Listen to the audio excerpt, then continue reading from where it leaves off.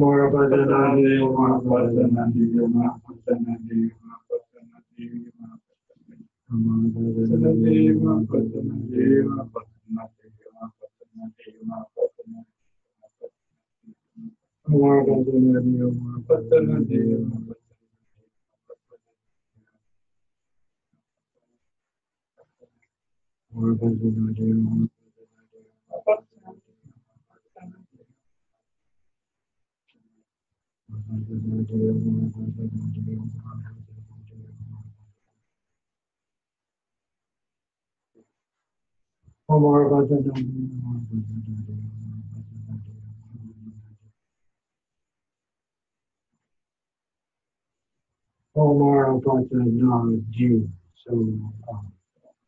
Om is the clear light nature of the universe in your mind working together. Ah is the sound of energy.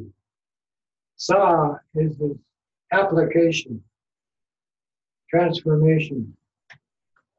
Na, D, is channel. In your body, you have thousands of these light channels with the chi energy to run through every cell in your body. That's the purpose of the deity, besides showing you that everything is just illusory, like a rainbow. And the D itself is the sound of light, which is the vibratory sound of space. Your natural mind is like that. So now you just focus on the D, the red D, surrounded by a 5-color sphere of light, and see a blazing flash. They call like a nova, supernova, of energy blasting through you and out through boundless space. Focus on the D. Sound it with your voice. D, D, D, D, D, D, D, D, D, D, D, D, D, D, D, D,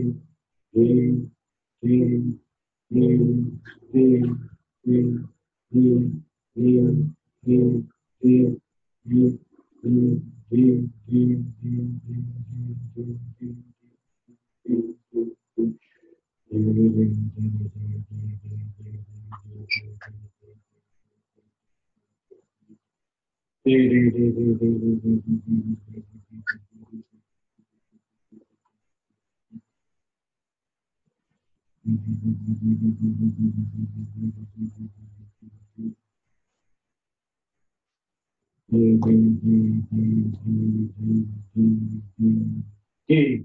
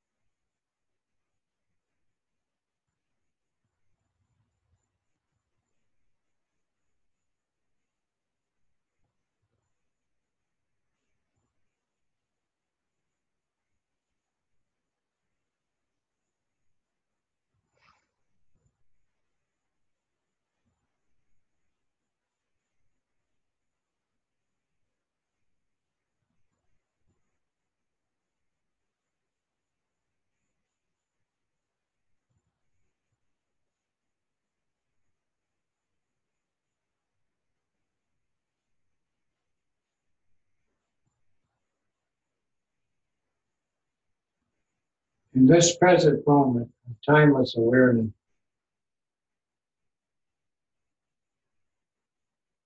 no meditation.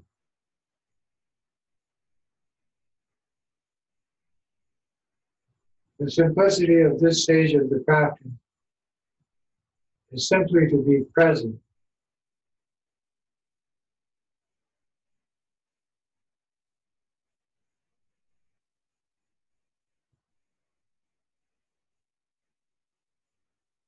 using the ultimate nature of your consciousness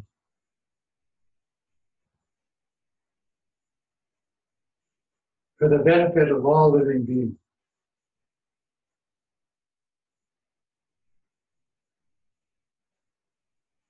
That's called divine presence.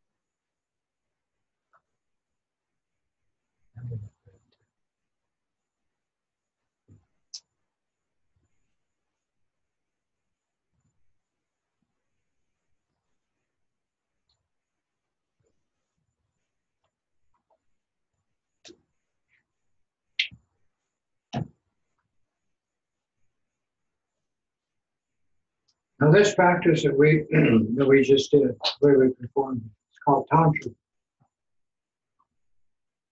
There's nothing beyond this to do. Okay? Doesn't matter what tantric practice you do. And it doesn't matter how you do it.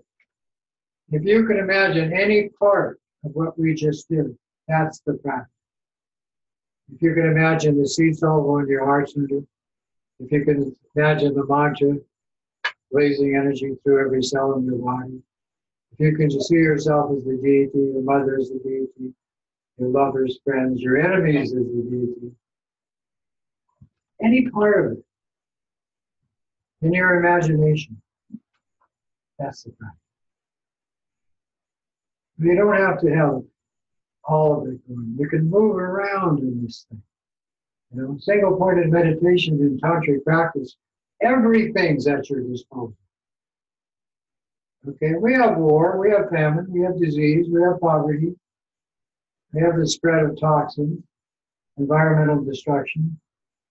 Yeah, sure. I don't see it.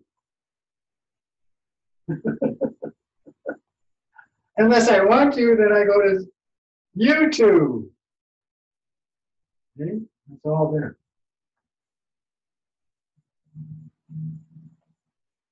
That's your mind. You're the boss. I'm not the boss. Dalai Lama's not the boss. All my teachers, well, they're my boss. I'm going to read the little text. This practice is presented two ways. Suture means you have a text. And you take refuge, just like we started tonight, say the three, the altruistic motivation, and the support of the six refuges, and then the bodhisattva prayer doing generosity, morality, patience, perseverance, meditating focus, and the development of insight. But in the sutra tradition, that's more available.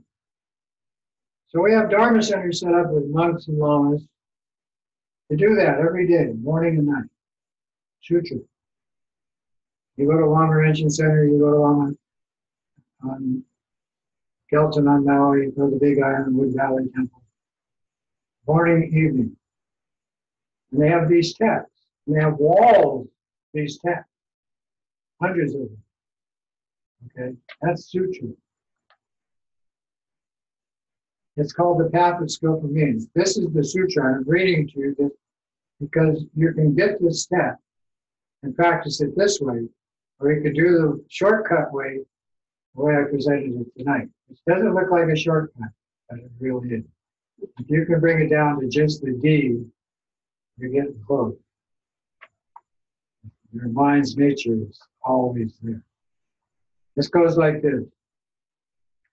This prayer, or puja, was for developing the bodhicitta of compassion for all sentient beings, and understanding that the true nature of your mind contains all the knowledge of everything you want to know about. That's Manjushri. It's a Google. This is Google. It says, in the Buddha Dharma Sangha and the Lama deities and protectors, we take refuge. We do this until we reach enlightenment. By the merit of practicing the 6 disciplines of this Vajrayana path, may we reach maturity called Buddhahood, and in the process benefit all sentient beings in the 6 realms of rebirth.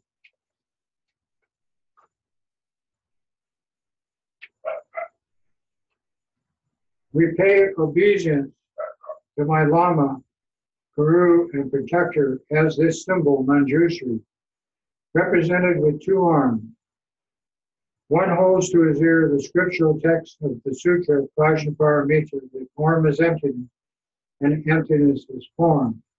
And all things are symbolic, and we use these symbols as seeing things just as they are. Manjushri, whose intelligence shines forth like the sun, unclouded by delusions or traces of ignorance. Like the teacher, Lama Guru teaches in 60 ways, with the loving compassion of a mother or father for the children. To all the creatures caught in this prison of samsara called ego clinging, confused in the darkness of their ignorance of any kind of absolute truth or discipline, and overwhelmed by their suffering of judgment and emotionality. You, whose dragon-like thunder of the Dharma arouses us from the stupor of our delusions and frees us from the iron chains of our karma. You, Manjushri, who wields the sword of wisdom in the right hand, healing down suffering wherever its spouts appear, and at the same time clear away all ignorance, evil clinging, and judgmental mind. You, whose princely body is adorned with the 112 marks of a Buddha, to achieve the highest perfection or level of the Bodhisattva. Om, Ha, Ra, Va, Sa, Nam, Di, So, Ha. So that is called the womb. Means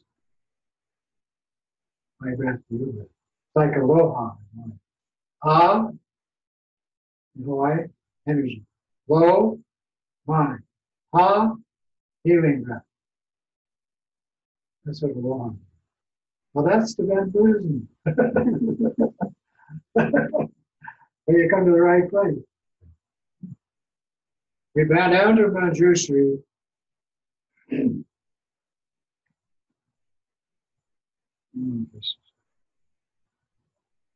With the brilliance of your mind of compassion, which illuminates the darkness enclosing one's mind, so that the enlightened intelligence may arise and gain insight to all the Buddha's words and the text that explains them. And in this way, through study, practice, meditation, and what we call setting a good example, bring all beings to maturity. May we understand all the sutras, all the tantras, all the commentaries, and all the teachings on voidness. Right now, in this place.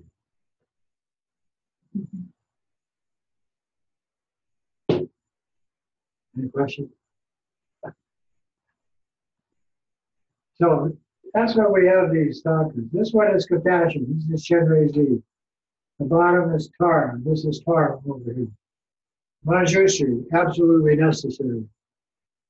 Medicine Buddha sums up all the Buddha's teachings. Everything is medicine. Applied as a cause of suffering or symptomatic application. And Tara is the 5 elements. The world around you. Any one of them. Which one do you like? Well, Ah, we are. How many have you done? oh no, I'm Good. good. Keep doing them. Thank you.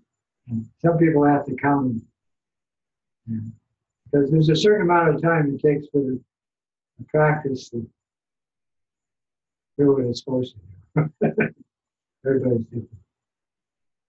Have any question? But if you can't do Manjushri, do the three lights. You can't do the three lights, do the five elements.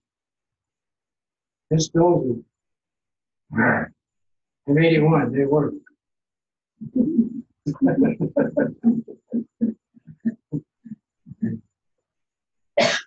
Gardening. Connection with the natural world is absolutely necessary. Surfing, snorkeling, swimming, walking on the beach, in the mountains, however you go about it, gardening, working on. I'm bringing thousands of worms to this property. Every one of those worms is going to be my student. At the meantime, I'm going to take good care of them. And I'm going to drill that iron clay that's this far down in my garden.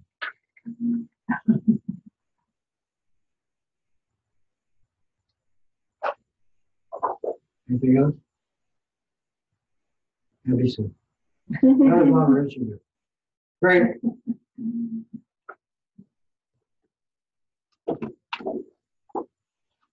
Now the practice of refuge and the intermediate practice of whatever meditation or sutra practice you do. At the end of the practice,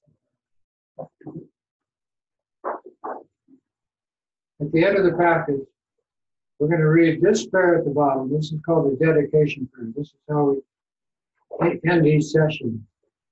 And on the back, on the lower right hand, it's called the Four Immeasurable Wishes. I'm going to read that one too. I have to read that first. At the very bottom, right hand corner. May all beings have happiness and the cause of happiness. May all beings be free of suffering and the cause of suffering. May all beings dwell in bliss, free from all suffering. May all beings dwell in equanimity, free of attachment, aversion, pride, jealousy, anxiety, fear,